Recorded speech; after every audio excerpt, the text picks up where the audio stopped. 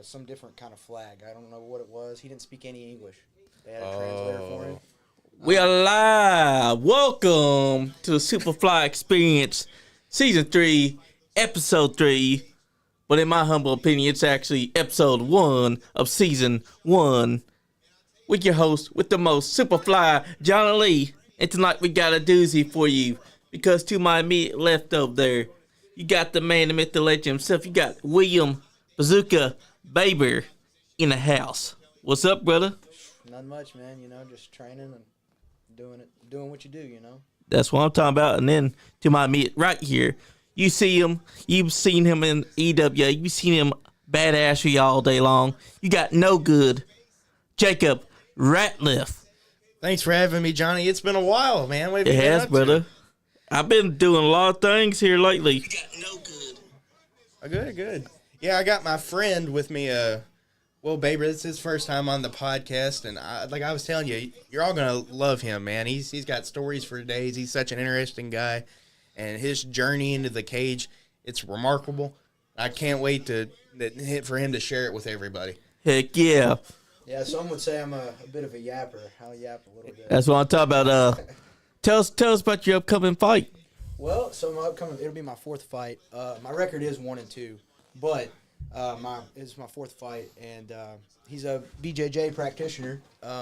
He claims to be a kickboxer, so I'm sure he's got some training. But other than that, it's a great matchup. He's a debuter. I'm not a veteran of the octagon by no means, but I have experience compared to him. So Exactly. It's his first fight. yeah, it's his first fight. Now he's done numerous jiu-jitsu competitions, and I'm sure he's done classes for kickboxing and stuff like that, but he's never had any striking fights of any kind. So Okay, so it's his first one. It's a test for him, really.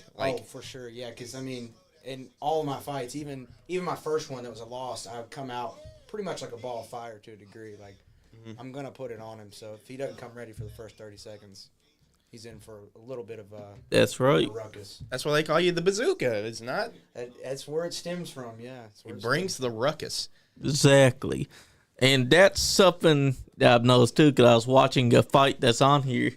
You were bringing the fight, but the other guy, that Joshua, he had a pretty good kick on him. Oh yeah, he's a big dude too. He was big. That was another factor. So at my first fight was 185. Yeah. And so it sucked because I actually started training in 2019. And I kind of took some time away. I didn't really train. I just was I was lazy. That's the bitter truth of it. I wasn't doing anything. But I got back into it a few years ago, and I really wanted to fight. I've always wanted to fight. It's been my thing for a long time. And I was rushing it a little bit. Got my weight down. I was really heavy for a little while. Yeah. Finally got to a close range, and I was like, I'll fight 85. Screw it, I'm not going to fight 205. I was like, 85, I'll do it. And so we took an opponent, and here's the thing. I'm not going to shy away from nobody. I know a lot of people say that, but it's legitimately the truth. I look at my amateur career as an experience. It doesn't. Yeah. If you're dodging people as an amateur or thinking about, this is a really bad matchup all the time, you're never gonna be a true pro. Like you'll go pro, but you're gonna have problems when you go pro because you're either gonna become the tin can when you get to the big leagues, or you're gonna be a powerhouse. And if you're picking and choosing as an amateur, you're probably gonna do the same thing as a pro, which isn't a bad thing as a pro because you do want to elevate yourself and look good. That's right. But if you've never been tested, that's all she wrote when you do get somebody that's a beast, Exactly. So Plus, you were going up against someone that was bigger than you on the height scale. oh man, That's a factor. yeah, that's my unfortunate kryptonite. Is I'm a little shorty, but I grapple, so most people anticipate me to wrestle. Now I will bang. All right, And here's the thing too. They can be bigger than you, but even if you're shorter, you could still whip out something and take them out. It's just that Joshua had that strong kick, and that was the only deciding factor that had you wobbled and then let him get inside there. Soccer But player, you were man. doing solid grappling on him the entire fight. Yeah, it sucks, man, because prior to that, he was a debuter as well, but prior to that, we didn't have any kind of resume on him, really. It was kind of one of those guys, he didn't have social media at the time, Yeah. nothing, so we couldn't find anything about him. It didn't look like he really grappled or anything either, but we did find out after the fact he did wrestle a little bit in high school, I believe, and then he also was a soccer player for college, so he's an athlete for sure, and that would probably go into his kick for sure. You know. Yeah, because Kick being a soccer player. You know? you were showing that you were resilient. Because even though he was hitting you, you would come back with some grappling, and you were almost getting him. Had he not whipped out that kick and that kick wobbled you, you had him. Yeah, it was good. It was good. And he was a game opponent. I mean, he's really good. He went on to actually fight for a belt and everything. So like, not like I fought a slouch again. You know, I don't. That's I don't right. Choose my fights. I just. And all of a sudden, it's all about training and getting your reps in, because these guys, they're all coming in there same as you. They got different skill sets. You guys still skill set that suits you. They got skill sets that suits them. You're going in there with one goal. That goal is either to tap them out, knock them out, submit them, TKO, or they do the opposite to you. Right. It's always going to be something special with these fights. For sure. Yep.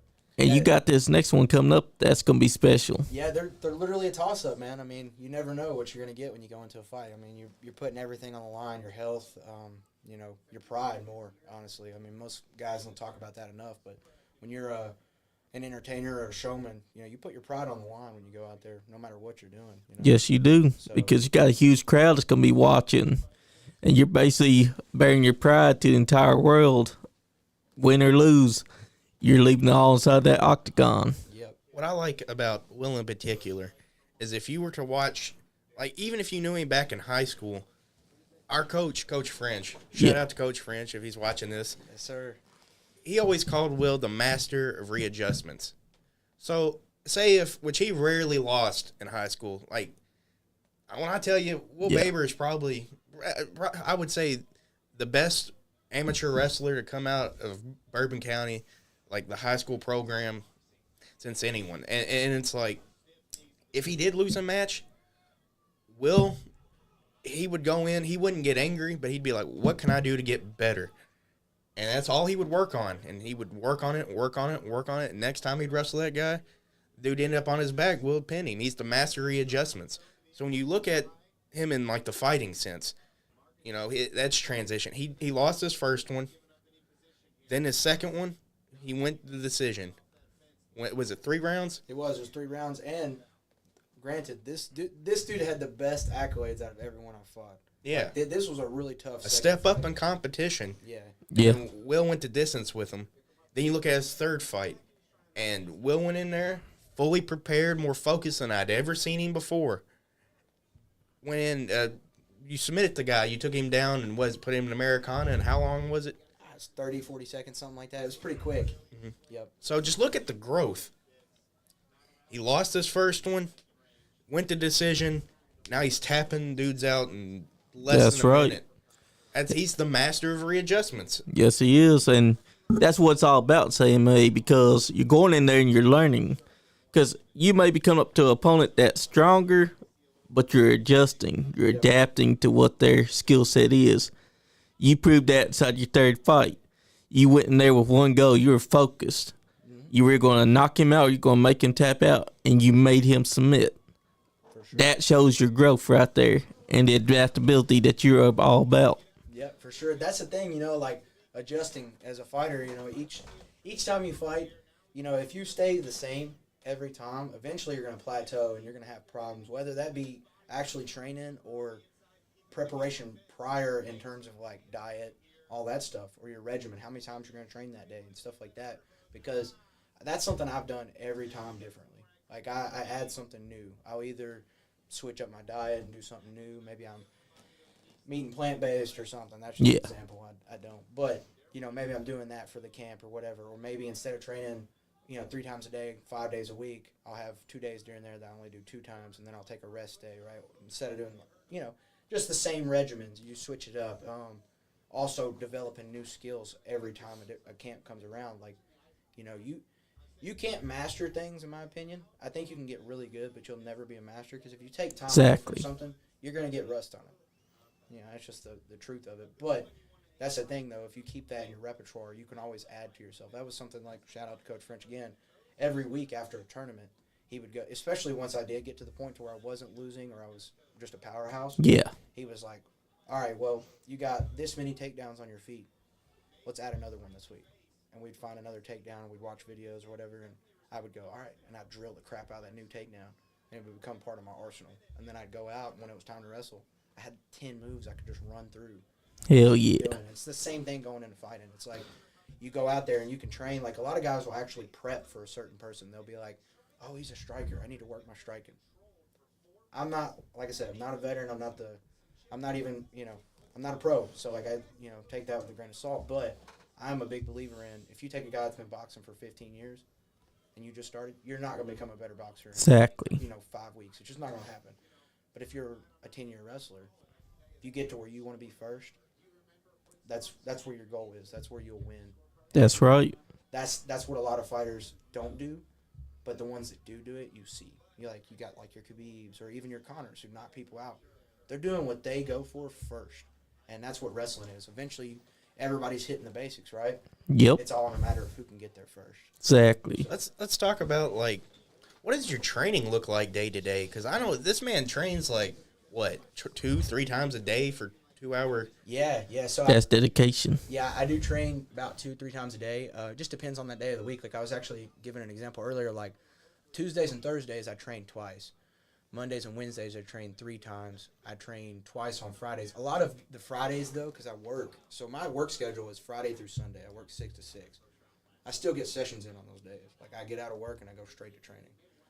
And those are honestly some of my hardest days because you're tired coming in. But the grind, man. That's part I of would it. say if I had a tally of time, not to give my opponent any leg up or maybe That's right. confidence, but I'd say I probably get about 18 to 22 hours a week. And what do you like? What are these sessions looking like? Like you go to the Bourbon Submission Academy. We have to shout them out, by the way. Oh yeah, for sure. Will's got the shirt. We brought some stickers. Hell yeah. It's the best jiu-jitsu gym around.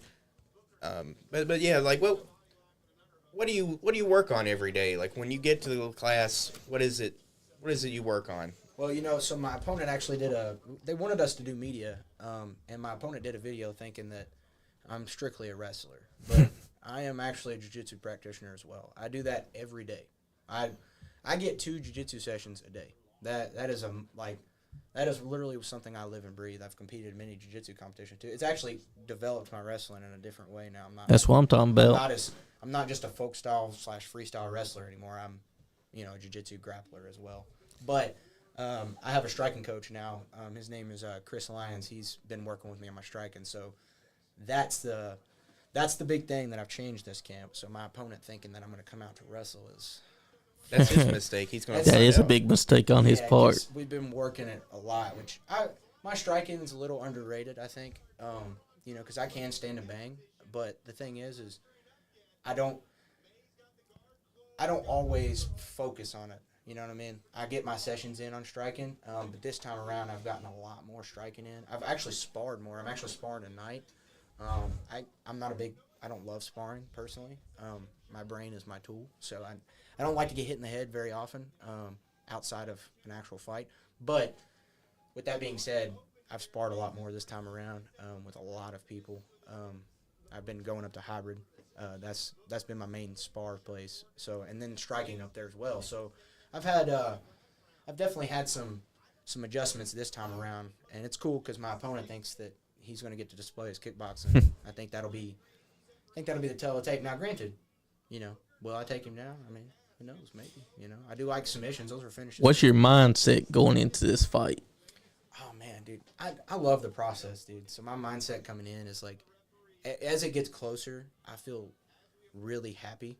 Almost like it's almost depressing when you're like 6 weeks out. Like I actually get really mean, and I hate it. I'm like, God, dude, I almost hate that I have to wait. And then once I finally get closer, the mindset going in, it's just like, I love it. You know what I mean? Like I love it. Like it's literally a thrill. Like I've lost 2 fights, and those 2 fights, like clearly my first fight, it sucked. I hated it. I lost, whatever. Because going into that, everyone around knew I was like, oh, Fight Club guy, dude. Fights in the backyards. Everybody knew that. And going into it, I had so many people watching going into that fight, and then I lost. That sucked. But then I took that, and I was like, something. This will be a good answer for the mindset. But the mindset going in is, I tell kids that I coach at the wrestling team this, because they all get mad that they're losing. Yeah. And I'm like, look, when I got done wrestling in high school, I knew I was going to fight. Most people don't know what they're going to do after wrestling, But I always said that if I could go back and wrestle right now in high school again, I'd lose every match just to be able to wrestle. And so I kind of look at it like that. It's like I had someone recently ask me, they're like, what's your goal from fighting? And I was like, a life of fighting. Like I literally could lose the next 50 fights, and I don't think that I would be like, I'm not going to do this anymore. Like, I really enjoy it no matter what the process or the outcome is. You know what I mean? So I guess that's my mindset is, live and breathe it. That's a great answer because most people would have let their losses kind of put them down inside damper. Yeah. You didn't. You took your loss as, okay, I can come back and I can fix this. I can adjust this. Yep. And then your second fight, you pretty much did because you went the distance with the guy and you only lost because of the decisions. Yep. And then the third match, you won it because you were already on set that you're going to make this man tap out. For sure. And that's what you did. This is a little bit of a side note, but I just think it's crazy. I was thinking about this when I woke up today. I'm like, man, I've known this man since like 6th grade. We used to have every class together. We used to ride the bus home and, together, and we'd hang out after school. My best friend, like a brother to me. And it's, for years, all we talk about is me being a professional wrestler, him being an MMA fighter. And just look at us now, 2026. That's right. Like, he's a wrestling coach. He's an MMA fighter. Like, I'm a pro wrestler. Like, we're living the dreams, man. Mm-hmm. Like, I think that's pretty fucking neat. Like, we went from, excuse my French, I try not to. Hey, it's all right. But censored. Yeah. It's pretty neat because, we were on the same wrestling team.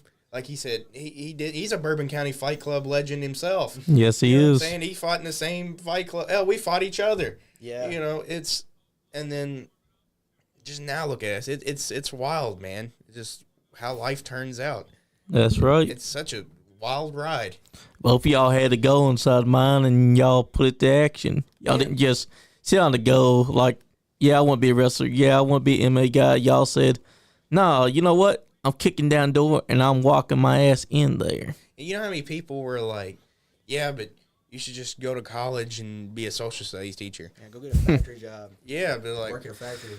Like, bro, like, I wanted to do more than that. He wanted to do more than that. Yeah. And we set out and we did it. And I think that's pretty fucking cool. Exactly. I think that's really fucking cool. The moral of the story is don't follow rules. That's right. Yeah. Don't follow the rules, otherwise you end up being inside of a boring job. Yeah. I told this story the other day, actually, going about not following rules. I had a second grade teacher. We were in music class, and they had these little instrument things that you like rub together, the wooden sticks and smack. I started drumming with them. She told me to stop that, and I was like, I play by my own rules, all right? So I have lived by that, and so is Jacob. We both are chasing our dreams, and we do play by our own rules. Not only that, most people, every time we talk about Fight Club, most people, when we hear it, it's like everybody kind of talks about it like, oh, we did that too, and stuff like that. I think people mistake the scale of how we did it. So, like, we weren't street beefs. We weren't nothing like that. It wasn't that serious to us. It was literally for fun. We love to literally just hit each other.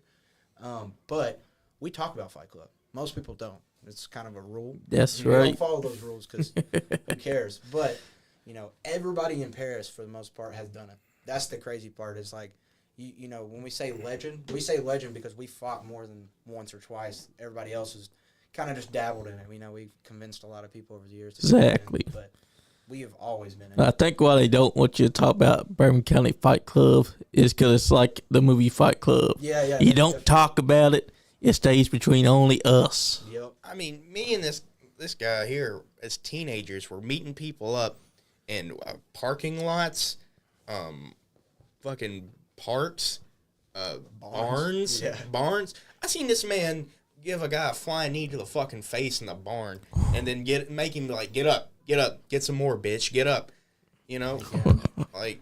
Also, shout out to Chaz Blevins too. By the way, he's pro fighter now, but nice. He fought in that barn as well. It was so funny. I had some latex gloves on when we were doing that because I didn't want to get people's blood on me personally. But he was fighting this dude and he punched him. I kid you not, this dude's lip, it looked like ours were over him. Like he probably had 15 stitches in his lip. Chaz he had to have some sort of like dental surgery or some shit like that. Yeah, it tore him up. That will happen. Yeah, it was badass. It's like everyone like laughs and giggles like, ha ha, Fight Club. Like, no, We were fighting people. Exactly. I mean, I have footage of me taking a guy to the ground, elbowing him in the face repeatedly, telling him if he didn't tap, I was going to break his fucking arm. You know? Like, And that's what it's inside the name. Fight Club. You're not just got it as a name. You're actually having to do it because you're fighting people. Either they're trying to break you or you're trying to break them. That's the whole point. You know, we had so many, indigestion. Sorry. It's all right. I had breakfast pizza earlier, so that's a fight I'm losing right now. But you know how many people were like, "Oh, that's stupid," and would talk shit, but wouldn't meet us anywhere to fight us. Exactly. Because I think this generation is soft. Me and Omega would talk about this on a car ride one time. Just how soft people are. You know, people feel like they can talk as much shit as they want online and never get hit in the fucking face. Exactly. And now, I'm not trying to promote violence. I kind of am. But, you know, back in the day, if you go up and you were in a store with somebody and they were just being disrespectful, they were talking shit. You look like men. You beat each other's ass. Just meet me outside, and you and that gentleman, you guys got down. And, well, afterwards, you win, lose, or draw, you shake hands. And that's what Fight Club taught us. And obviously, it helped with MMA. It helped me with pro wrestling. Like, Yep. I'm not just talking about a gimmick. Like, you can call me whatever. Like, I used to be called Tiny Hoss. You know, I'm not talking about the name, but I'm just talking about what it taught me. You know, to stand up for yourself, what it's like to fucking throw a punch. And this is going to be an MMA podcast, so I hate to get in the world of It's all right. pro wrestling. But I just feel like there's a lot of guys that need to know what it's like to get punched in the fucking face. You can do all the flips you want. You can do all the spots. You can run and do these flippy kicks. But, brother, what are you going to do if someone punches you in the fucking face? And Exactly. We're missing all of that in pro wrestling. And it breaks my heart a little bit. It breaks my heart, too, because there used to be wrestlers that when they go out there, there was an agreement. If they're going out there and they punch each other, it's going to be for real. But afterwards, they're going to hug and shake hands. I mean, you know how many matches I've had like that? Omega. You know, I love wrestling Omega, and he's a former MMA fighter. Yep. I think him and Will would really get along. But, so he does Muay Thai. So, you know, he's all about the combat sports. Me and him don't have to say a word to each other. We go out in that ring, and we just fucking fight. You know? And it's just like, we go to the back, you know, we shake hands. He's one of my closest friends in the business. And we just leave it out on the line for the fucking fans.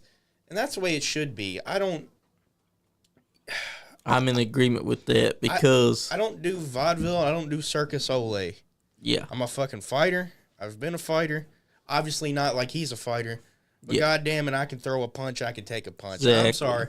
We could talk about, you know, you can take the ball with the conversation. I just had to go on a mini rant. Well, the elephant in the room, though, Jacob, that we talked about on the way up here. Yeah. And we used to ponder this idea all the time, you know. We've talked about crossovers, you know. I'm an entertainer myself, so tag team match. The Bourbon County Fight Club. That could happen. Yeah, I mean, we're commissioned the same pretty much. I mean, just think have to get about our it. License, so. I think, Y'all could mix them both. I think there's money on the table. Maybe me and Will show up, get a little tag team gold. And also use the Bourbon County Fight Club name Yeah. as tag team. Exactly. And I think that a lot of wrestlers do need to learn what it's like to get punched out of the face because there are a lot of them that they're not good at fighting, but they come in there trying to act like tough guys. I've met guys in the locker room, and not all of them. I'm not going to say not all of them. There's some that's just like, well, Jacob can't do a springboard flip, you know, and I'm just like, well, can you sprawl? What? Can you sprawl? What are we going to do if I just punch you in the face? No! I can't flip. I don't know. I don't know why it became to a point where they're asking, well, you don't know how to do no flips. I'm like, I can get over. Exactly. And I can entertain a crowd. Exactly. I can throw down. And part of wrestling is you don't have to do flips. The fans will gravitate to you if you're being yourself. How many flips did Dusty Rhodes ever do? None. And he was the son of a plumber, baby. Exactly. Because people got to understand this wrestling game, it ain't just about flips. It ain't just about jumping off top ropes. You have to be you, genuine to you, because if the fans see that you're faking, that you're full of shit on yourself, the fans ain't gonna gravitate towards you because they're gonna notice that this guy's a phony. Better or worse, man, and Will can attest to this. I'm authentic. I'm probably a little too authentic at times. I'm a little too much, just a smidge. I mean, look at this. We got an MMA guy versus a pro wrestler. This still considered one of the best fights that there is because they just threw down at each other at the beginning of this fight. We're watching Don Fry versus Takayama, and I believe I pronounced that right, Takayama. Yep, you did. Takayama, I think he wrestled for Noah. He wrestled for All Japan. He wrestled for New Japan. A legitimate pro wrestling star. Don Fry did some pro wrestling too. He did.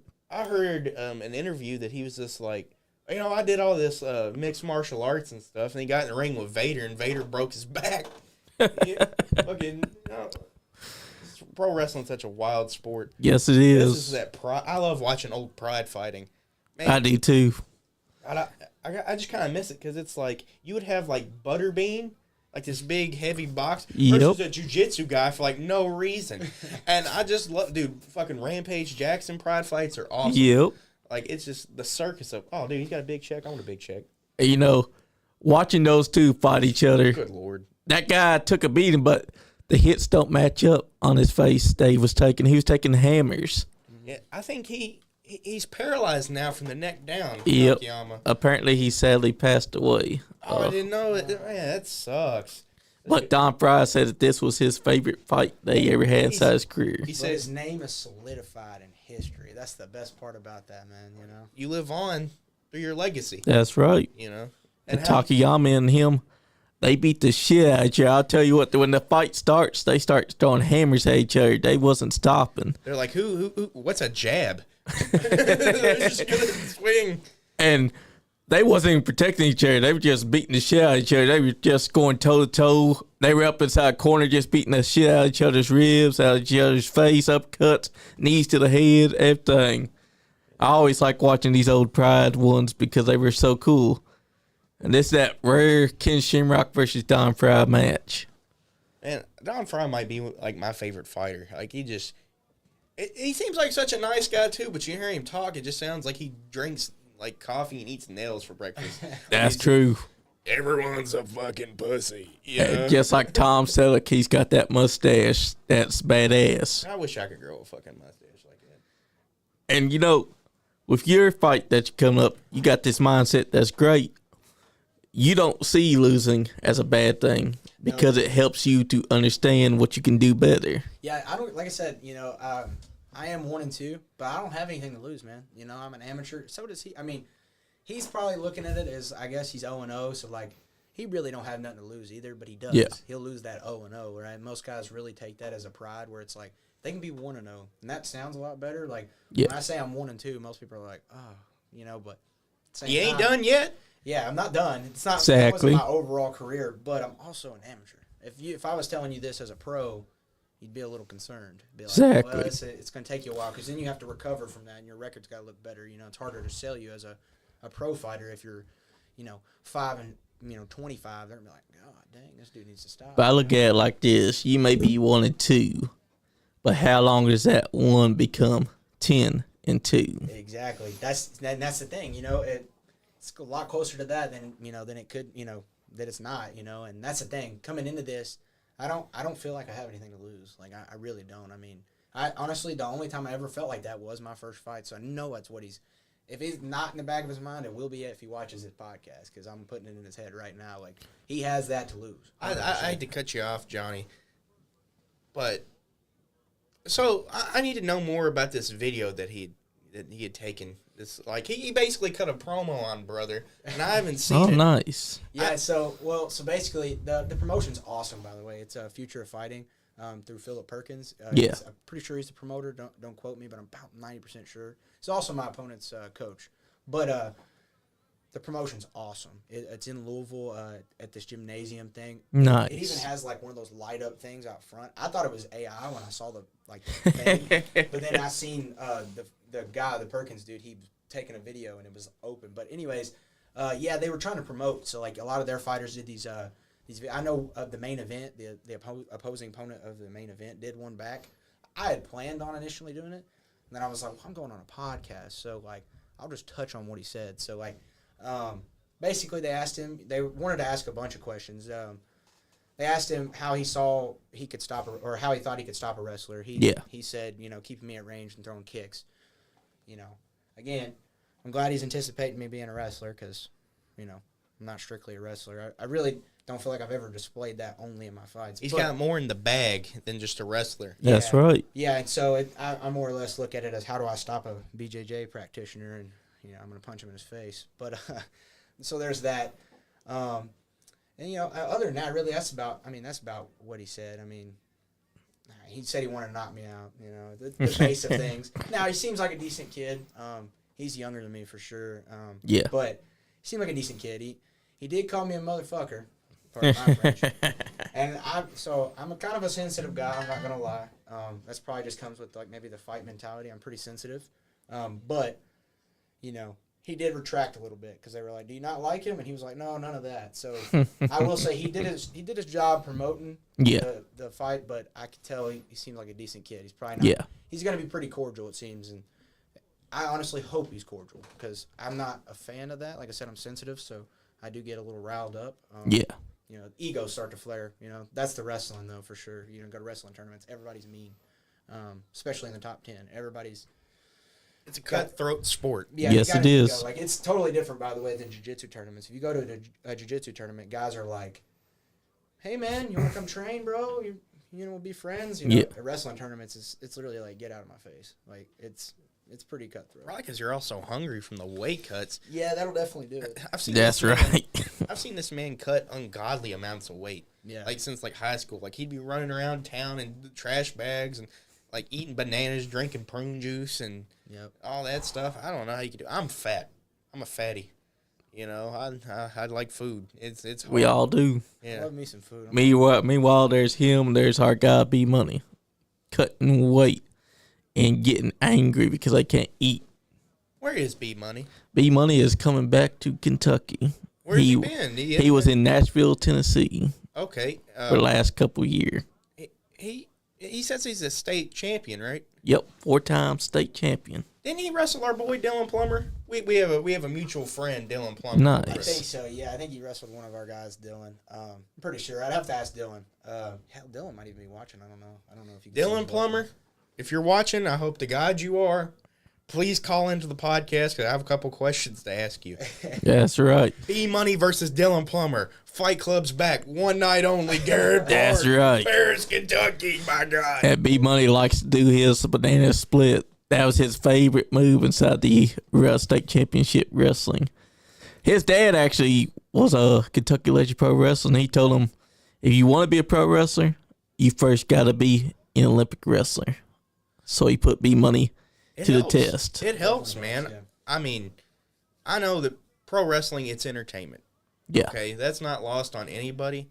But there is a very for real sports element to it. Yes, it is.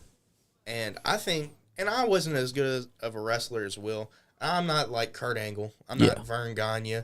But what a little I have learned has really helped me in pro wrestling. I think that as far as pro wrestling goes, I think I'm pretty confident when it comes to my grappling, especially in a state like Kentucky where that's not as prominent. Yeah. Like when you look at chain wrestling in Kentucky, it's like arm wringer, headlock. I feel like I got more in my bag, and I've been able to show that. I mean, you've seen me live. Yep. And exactly, there ain't been a lot of actual chain wrestling and wrestling lately. You'll see maybe the bare minimum of it, but you're not going to see all of it done. And it's like if you leave Kentucky, if like you go to like England, they do catch wrestling. That's all. Yes, they do. Japan. I mean, look. I mean, that's what they're like. Ken Shamrock has him trying to get him in a knee bar right now. And Down Fry is fighting it using his own counter. Yeah, and it's like just the area we live in, and I love it. It's a different style. It's Memphis. Style Southern wrestling. And I always try to be different. So I always try to use my background. And a lot of dudes have that background. Yeah. And you see some of it, like, there's tons of wrestlers. Chase Emery. Yep. Chase Emery, man, he's one of the best grapplers I've seen. And he went to Japan recently. Yes, he You know what I'm did. saying? And so, like, James Kendrick, former amateur wrestler. You've got Good guy. Yeah, you've got very great guy. Well, You know, he did yeah. kind of help screw you over. Yeah, he did screw me out of my title. So he can get the hands anytime he wants. Riot can too. I'll beat the shit out of Riot next time I see him. Just walking. Well, look at this. We got Jamie Vincent inside the house. He said, Jacob Ratliff, amateur background really shows up in the ring. Oh, thanks. Hammer. That's Hammer. Isn't Yep. it? See, I'm terrible with names. I know him as Hammer. Yeah, and yeah. We wrestled in Tennessee one day. He was telling it on the podcast. Yeah. Man, it's such a great guy. Hammer, if you're listening, I'm sorry for the stiff power bomb. I power bombed him out of the corner. He's not sorry. I was like, oh, man. But yeah, dude. Good hearing from you, Hammer. Thanks for tuning in. I think he could handle that stiff power bomb because he works out. The dude's jacked. Dude, so Hammer, how old is he? 45, 50? I think around that age. Brother is fucking jacked, dude. This guy's an animal. Like, fucking, he suplexed me and fucking threw me around the ring. Awesome awesome dude too. Hey, with a name like Hammer, And the gimmick that he has is not a gimmick. Oh, it is actually him. That's actually, and the kids love him too. Like, I was wrestling down in Tennessee. I'm the heel. I'm the bad guy. He's the baby face. Yeah. And I'm just pissing these little kids off. Like, I'm beating the hell out of Hammer, getting my heat in, be like, I dropped the hammer, And these kids are like, Hammer, let's go, Hammer. Really good guy. Really good guy. I really like Hammer. All the times I've seen him live, he's been a damn good wrestler. Oh yeah, he can do it all too. He can do it all. Yes, he can. The same night that I saw Jamie Vincent live was the same night that I saw Chet Ripley get chokeslammed from the ring, 2 tables that was on a concrete ramp. Yeah. I did put Steelwool through a door last time. Oh. And Steelwool can get this work anytime he wants it.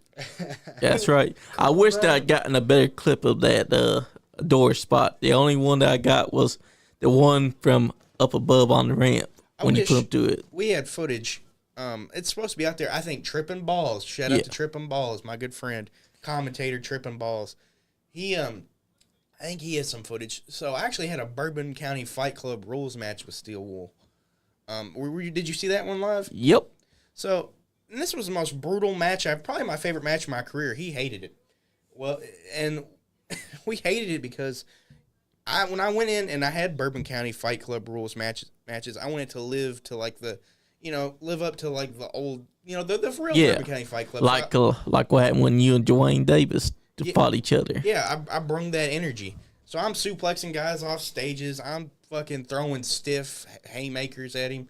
Yeah. And me and him are beating the shit out of each other. He's chopping my chest purple, and I think I battered his face. I think his wife was mad at me for like a week because he could only eat soup. And he's just like, God damn it, Jacob, why are you hitting me like that? I'm like, Fight Club rules, bitch. I go for a clothesline on the outside, and brother ducks under.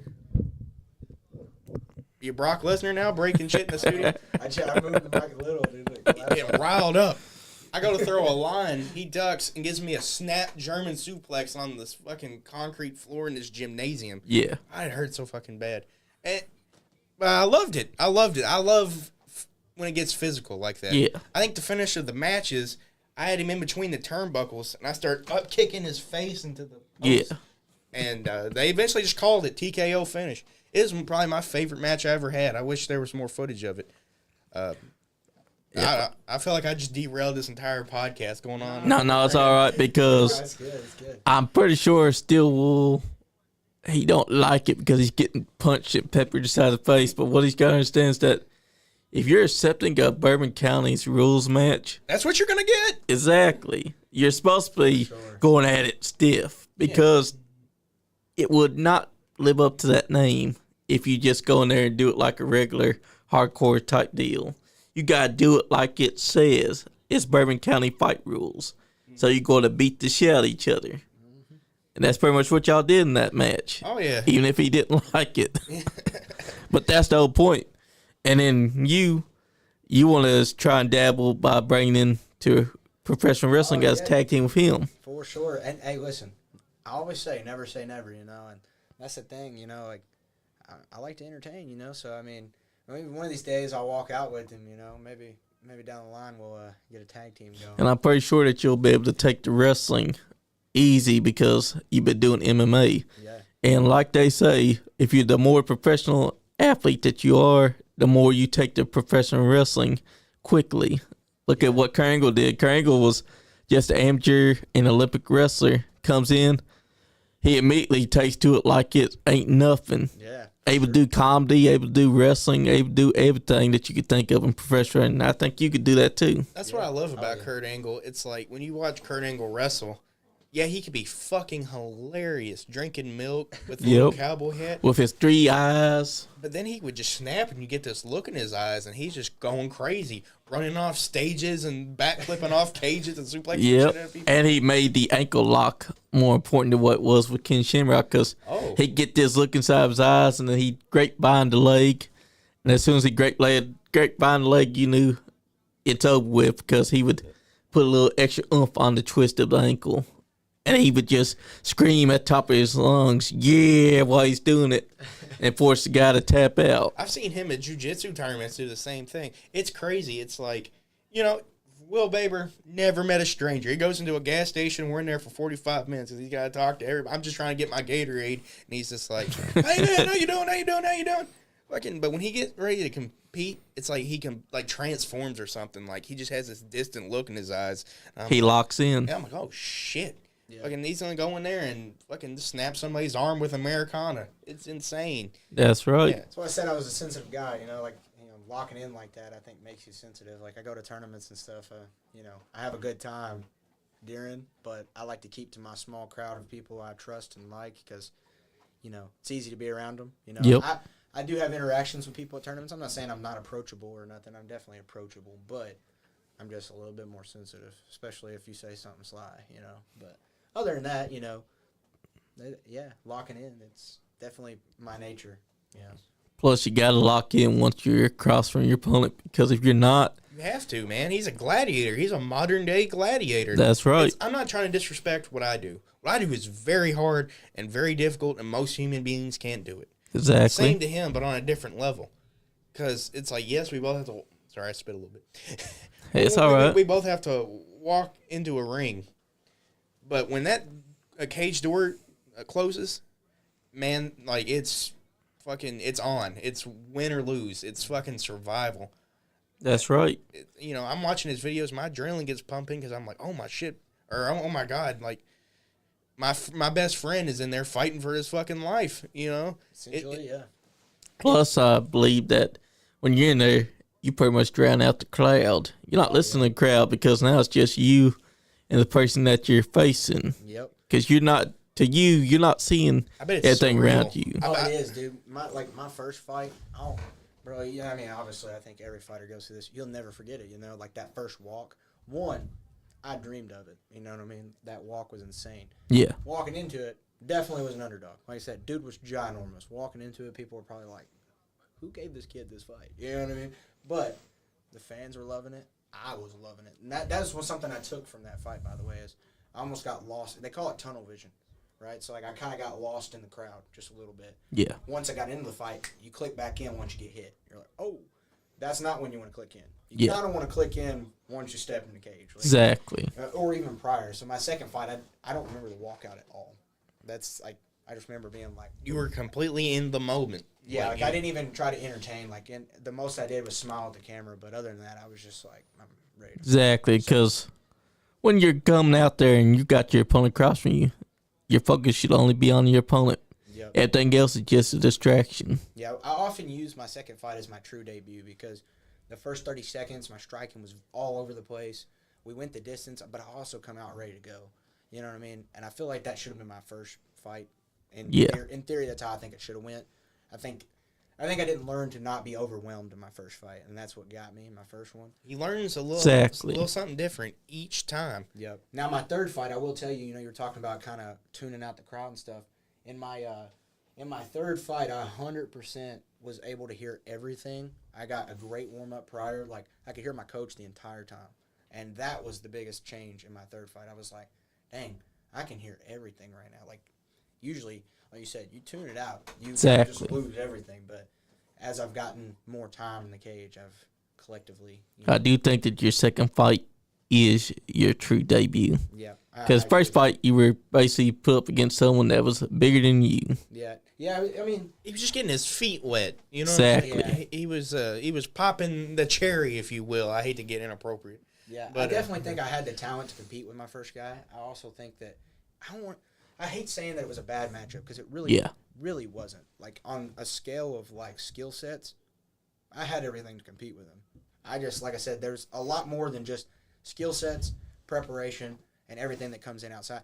There's also the lead up to the fight. Yeah. How do you deal with the pressure? Because a lot of fighters you'll see in, like, embedded and stuff, what are they doing all week long?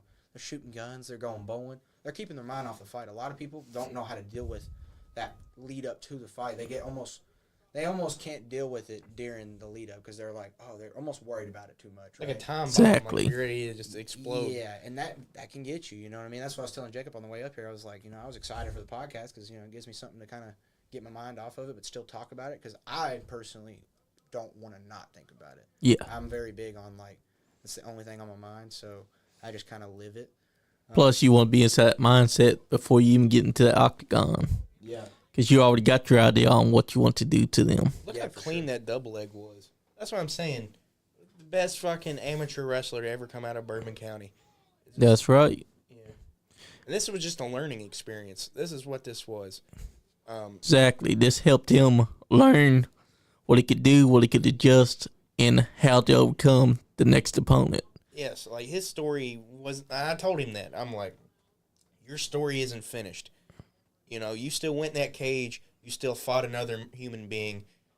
You can't take anything away from it. And plus, his grappling was shown as well inside this fight. Also, shout out to that ref, by the way, because as much as I did get hit there, I had 0 damage. I actually went and trained the next morning. So that was cool. I had no suspensions afterwards or anything either. So exactly. That's always nice because when you get TKO'd, I'm pretty sure you're supposed to have I want to say it's a 30-day suspension, I believe. Now, if you get knocked out, it can be longer. Who's that ring girl? Yeah. Jesus. I know, right? I'm getting distracted. I'm sorry, Will. I got distracted What's too. funny about that is I almost say I don't remember any of them, but I personally, when I go in there, I feel like they're non-existent. They're NPCs, man. They're just like trees in the forest. Every time Like I said, you channel them out. Yeah, I'm like, they're either the most sneakiest creatures on the planet, or I'm just not zoned in enough. Right there's where you can see that size difference. Yeah, definitely. It weighed on me in that moment. I was definitely a little. You had him on the grappling though. The only reason why he was able to stay on top of you that last one was because he kicked you inside the head. But he's not just a grappler though. Exactly. Like Will his striking has gotten so good. I've seen the progression. Everyone you talk to just talks about how better and better and better Will is getting. His opponent better watch out then if he thinks that Will's just a wrestler. This was a rough draft, and that's what I like about Will's story, and that's why I thought this would make an excellent podcast. He talks about the struggles and the adversity and him fighting and learning more. I think, and that's what he did. He learned from this fight, and he's taking that, and he's got a victory right now where he made a man tap out. And on the second one, he took a man to the distance. Yeah, and like I said, dude, that guy, his, and also shout out to him, I guess. Not big on being friendly with my opponents. But, Yeah. He was actually a pretty good opponent. Very, very good dude. Really, everybody I've went against has been good dudes. Like, even that dude. Now, I will say he didn't glove touch, so I did flip him off. You should always flip him off because they're not going to do that. Yeah, I was a little mad. So I did flip him off. I think it cuts out when that happens, though, so it's not, in there. But I was a little mad. And you think it was on purpose? Like, he was meaning to be disrespectful? Some people do that to, they don't want to pull out, right? Like, they almost, I don't know if you've ever, I think it's Tyron Woodley or Kamaru Usman that said it. But one of them was talking about how some guys will actually act like they hate you to the build-up of the fight to get them to be able to fight you. Like, they have to convince themselves they don't like you to be able to hit you. Yeah, do damage to another person. That's kind of where I think that, because in that moment when we walked up to each other, he actually said nothing personal, is what he said to me. And God bless. So I was like, all right, so now we're cool. I did see his coach at my last fight, actually, and I talked to his coach. His coach is fighting here soon, too. He fought on that card. He was the main event. His coach is a pretty cool dude. I actually like his coach. Nice. I have not had much words with him since. We did have an occasional fist bump, but, I kind of let that go as like is he going to fist bump me? Like, you know what I mean? I don't like to be the initiator on, like, are we cool, man? Because everybody will tell you you're cool to your face. But they will. I kind of let them come up to me. If they come up to me, then I can usually sense the genuine part of it. So, no bad blood there. It's a sportsmanship. Yeah, 100%. Like I said, I've had great opponents, and I anticipate this kid being a pretty good opponent, too. And he's got great accolades.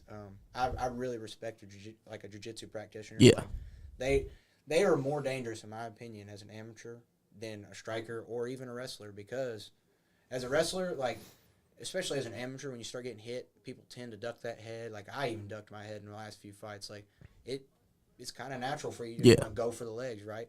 A jiu-jitsu guy can sub you from the top or even on the bottom, so they can finish the fight.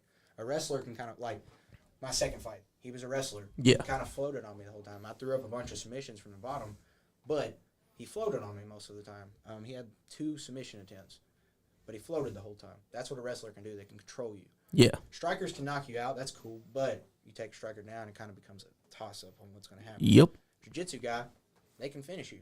Being finished is not what you want in a fight because you lose when you get finished. Exactly. So that, that comes in a factor. So I actually treat this kid with a very high danger, dangerous for me. Like, I think he's very dangerous. I mean, he's already got this game plan in his head because he thinks that you're a wrestler. Yeah. And he was cutting that promo like, oh, yeah, I can easily take him because he's a wrestler. Yeah, he's going to knock me out, right? And that's the thing, too, is I will say this. Putting it on him will be the test of his striking, because I know a lot of guys that want to test their strike, because I even want to test mine to a degree. Like, I want to have a really good stand-up war, see how good I can go back and forth. But a lot of guys, when they say that, they're not really thinking about that first. Like I said, that first 30 seconds is insane, by the way. Like, it really is. Yeah. It's literally a toss-up. Anything can happen. But you get hit, and the first thing that happens is you go back to what you know. If he's a jiu-jitsu guy, he's going to go back to his jiu-jitsu immediately. Yep. Even if he does like striking, I'm actually hoping that doesn't happen, because then it will turn into a grappling match. And honestly, it'd probably be more favorable. But I'm wanting to stand up too. You know what I mean? I want to get some feet time. You know what I mean? I don't want everybody to be like, oh, he's just a wrestler, because then you get complacent. Like, Exactly. By the time I go pro, I want to be well-rounded. I want them to be like, this guy's dangerous anywhere. You know what I mean? That's right. So, because when I go pro, I'm looking to be at 155. I'm not even going to be at 170. So, Nice. it'll be interesting. Plus, you already know that he thinks that you're a wrestler. So when you get inside there and you do come at him, he's probably going to do what he's claimed that he's going to do in that promo. That because he thinks that you're a wrestler, he's going to try to go for a knockout. Yeah, I anticipate knees and kicks personally. I mean, he said jab and keeping me at range, but We also don't know how it's going to go. I mean, how many times have you went into wrestling matches, jiu-jitsu matches, an MMA fight, and it's like you have a plan and all that goes out the window and you get lost in the scrap. 100%. And Exactly. that's the funny part is of that third fight. We didn't have a game plan for that guy. He was also a debuter. So the thing about that guy is we actually, when we looked into him, it looked like he had some boxing. Going into that, we were like, well, he's not a kickboxer, so we don't have to really anticipate too many kicks or knees. We'll just take this guy down, right? That was kind of the plan. Then we kind of started backpedaling and was just like, let's just go out and fight and see what happens. Play in the paint. Yeah, and honestly, it's one of those ones, like, he threw a couple jabs, and I probably should have stood up with him, got my feet timed, to be honest, because I was a little underwhelmed with his striking. And coming from me, like, most people consider me more grappler. If I'm saying your striking's underwhelming, then you're probably not the greatest striker. It wasn't on par. Yeah, it wasn't on par. No hate to the man. No, Yeah. dude was game opponent.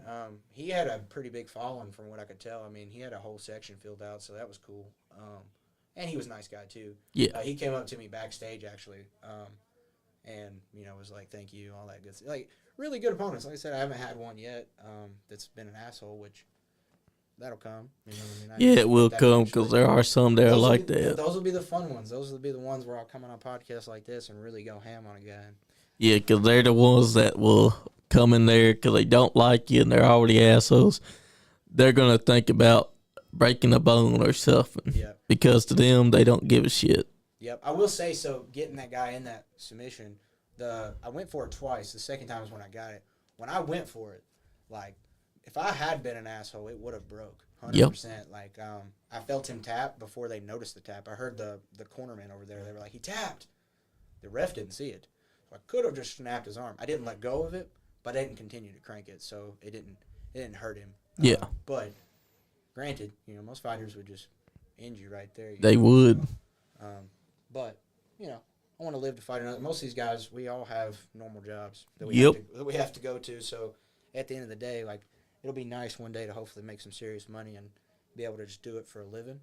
That's right. But right now, you don't want to affect a man's quality of life. Yes. Yeah, exactly. I mean, like I said, man, we all have lives outside of what we're doing. So, like, if broke that dude's arm, he can't work. Well, if he's got 3 kids at home that he has to feed, like, that does play a factor in these things. So yeah, because I don't look at hurting anybody as like a goal in my amateur. Because fighting is still supposed to be a sportsmanship. Oh, for sure, yeah. You got some dirty bastards out there, though. You do, though.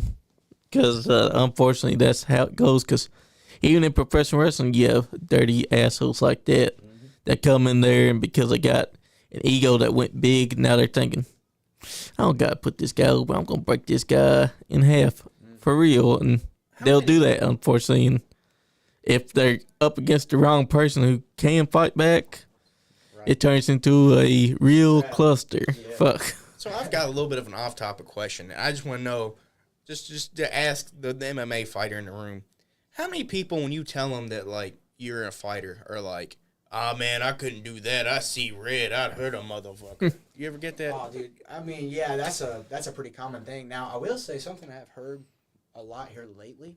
I've heard a lot of people actually say they couldn't do it. They're like, I couldn't do that. Like, I just couldn't fight. And I'm like, those are the ones where I respect it. I'm like, you know what? I'm glad. It ain't for everybody. No, it's not. It's not. Like, that's scary, bro. I wouldn't do it. But no, yeah, we do have those. I mean, hell, we have those just coming to jiu-jitsu. Like, in jiu-jitsu, you're not getting punched, but, like, we'll try to recruit people. They'll come in or whatever. Like, I'm gonna be like, hey, man, come out to, like, hell, wrestling was a big one. We try to get wrestlers. Oh, my God, yes. High schoolers, that tends to be a big thing when you're in I ain't wearing a singlet. That'd be another one. Yeah, they don't wear a singlet or... I just see red. I'd punch a motherfucker. You ain't punching like, shit. Bro, if you try to take me down, I'd punch you. And I'm like... How's that going to go for you?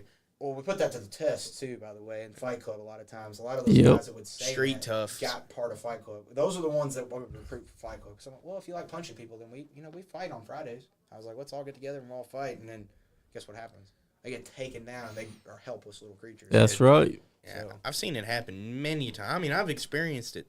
Yeah, it got to the point where we had to have like 70-pound weight gaps.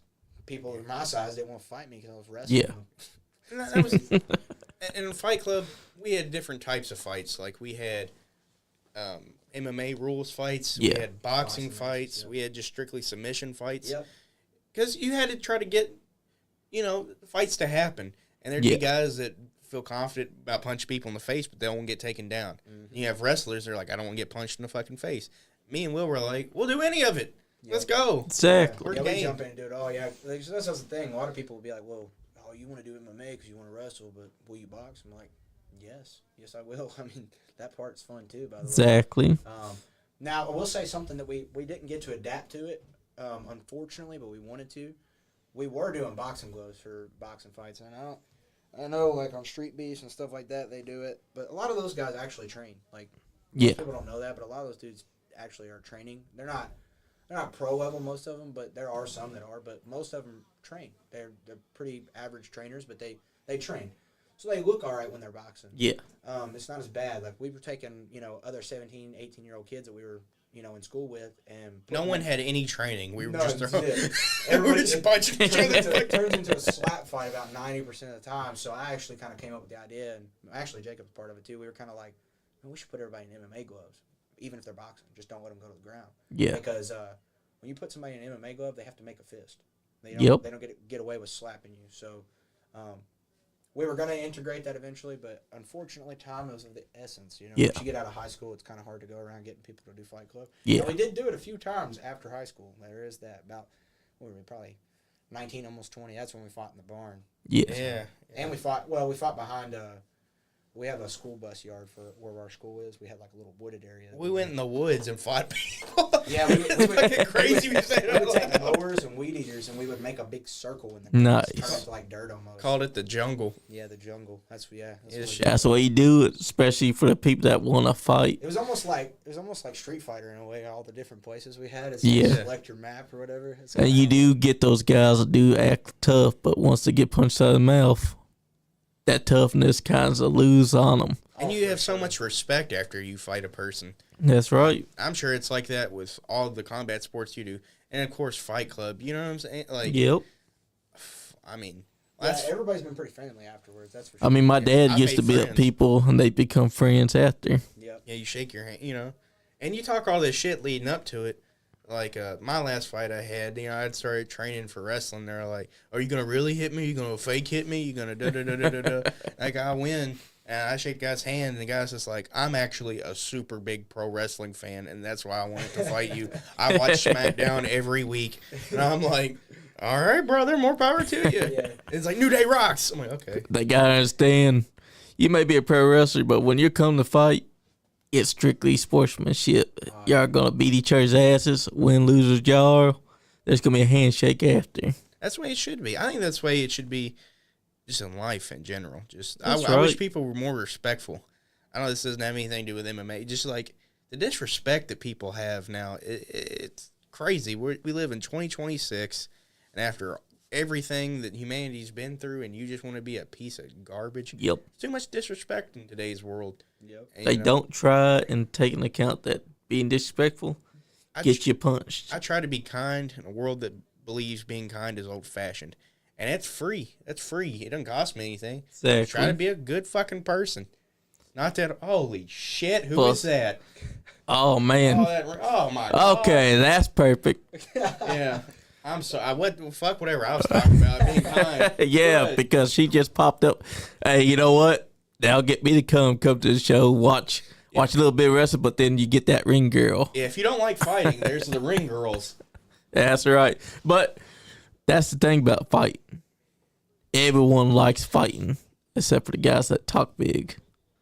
They'll talk their shit, they'll act big and bad, but as soon as they come up to you and you punch them inside the mouth once, that whole bluster that they were giving you, it disappears. So, Will, tell us where your fight's going to be, how you can get tickets. Well, here, you know what? Let me actually pull that out. That's right, let us know. Bad. I'll give you the actual location of the place. This is the part of the podcast where we do ad breaks. That's right. Blue Chew. Because we're getting close to that 420. Meanwhile, all my notifications are coming in at one time. Sorry. That's all right, it's brother. It's in Louisville. I mean, I'd say that part. I'm very bad about knowing the address. All right, so it is going to be at Crumbs Lane. 2627 Crumbs Lane in Louisville, Kentucky. And the doors are open at 5:45. You can get your tickets at futurefighting.com. Futurefighting.com. Nice. Get your tickets. It's Future of Fighting 10 is what it is, by the way. So it's Nice. the 10th event. And honestly, listen, so I love hard rock. That's that's one of the guys here. He's a promoter. When I first started watching local MMA, I was still in high school, and I saw hard rock, and I saw all these guys that when I first graduated, I was training with, were fighting through hard rock, and I was like, God, I can't wait to be a part of that, you know. And so I've actually had 2 fights through hard rock, which is awesome. Now, we did message him. He was the matchmaker, I believe, for this fight. And so he has some ties to this one. But Future of Fighting is very big. From what I can Nice. tell. They do 4th Street Live every year. And it's a banger is what I've heard. If I could compare it, since we have a pro wrestling audience. Yeah. If I could compare it to like the indie Kentucky wrestling circuit, it's kind of like Paradigm. Yeah. You know, the biggest one in the area. That's what he's talking about. I Yeah, just wanted pretty to, massive. for the wrestling fans, you know, this is a wrestling podcast. So Yeah. I'm just in comparison, you know, it's a massive event, and that's why I'm excited as hell that, you know, he's going to be wrestling in Louisville, Kentucky, the biggest fucking city. Yes, in the he will. state. Crumbs Lane. It's Just a crazy name. Crumbs? Crumbs. Crumbs. Yeah, Crumbs. Crumbs. That's an interesting. We might have to come out there and see it. Oh, Yeah. that'd be awesome. Yeah, it'd be great. We can get pictures and everything, so it'd be great. And I'm so happy that he gets to be on this big stage and finally get to show the world what he can do. I've believed in this man since day one. I've seen the ups and the downs, and I think that he's going to turn some fucking heads. Future of fighting, I think Bazooka, Will Baber, Bazooka. Yep. I think he is the future of fighting. I do too. Yeah, that was actually, so you got my brain there. They actually asked that, like, what makes you the future of fighting? And it's like, what makes me the future of fighting is when I first started training, a lot of guys were not at the end of the road, but they're at the peak of their career. And I was training with guys who I looked up to. I still train with some of them that are still fighting actively. And it's funny. It's so funny, bro. I think of them every time I'm about to fight. It's so weird. It's like they're almost like my mentors, but they're not. Yeah. You know what I mean? And so that's the crazy part. But I think that's what makes me the future of fighting is I'm young and I trained with a lot of guys who were the past of it. And so I think it's only fitting that I come into the future and be that. You know what I mean? So also shout out to your guys' podcast, by the way, for appreciate it. The shirts will be out here soon, and it'll be on the back. So that's right, brother. Where can people order shirts? Well, so the pre-order ended, so I guess right now you can't order them technically. If you didn't make the pre-order, if you do want to order them, you can get a hold of me. It's just going to take a little bit. You probably won't have them before the fight. William Baber on Facebook. Yeah, William Baber on Facebook or Bourbon152 on Instagram. Yeah, that's right. So, well, we're getting close to that 420. You want to let people know what William Baber's social medias are? Any fights that's going to be coming after the one that you're having right now? Yeah. Okay, yeah, so you can follow me on my Instagram. It's Bourbon152. You can follow me on Facebook, too. It's just William Baber. But, future fights, I mean, we're probably looking at 2-3 months after this one if it goes all, injuries. Nice. Could be an issue. But if there's no injuries, we're looking for a pretty quick turnaround because I want to get at least 5 this year. So. Nice. Maybe we'll come back on this podcast. Yep. Yeah. We would like that. Yeah. Jacob, you want to let the people know where Jacob Ratliff is going to be or what he's doing this year? I'm going to be at the crib. I'm enjoying a hiatus from professional after what Stillwell did. Oh, no, because let's be frank. Whenever I do decide to come back, yeah, he's first on the list. He's getting these fucking hands. Oh, yeah. Yeah, I'm whipping that's right. Ass. But no, I had to take time away. I knew this that's would come up on understandable. the podcast. To heal physically. Yeah. I had a couple. I was starting to hurt a little bit more. Yeah. I think I had a couple of nagging injuries, and I had a pretty good run. I was EWA Heritage Champion for 7 months. Yes, you was. I defended all over the state, Lexington to Danville to everywhere. I was defending in 2 different promotions. I had a hell of a run, and I just felt like, how are they going to miss me if I don't go away? So I needed to heal mentally, spiritually, physically, and you can't put time on that. When I feel like I'm ready, I'll come back. That's right. Honestly, with this run and just the EWA fans, I miss them the most. Like, after the shows, man, I would have, like, fucking 15 kids come up and, I'd sign their autographs and take pictures with them. I miss being the hero. Yeah. That's right. Like, I'm no good Jacob Ratliff, but I think I kind of miss being the hero. He's a good guy, too. I try. I'm a little shitty. I try. But, and if I never did come back, if the last match I ever had was in Danville,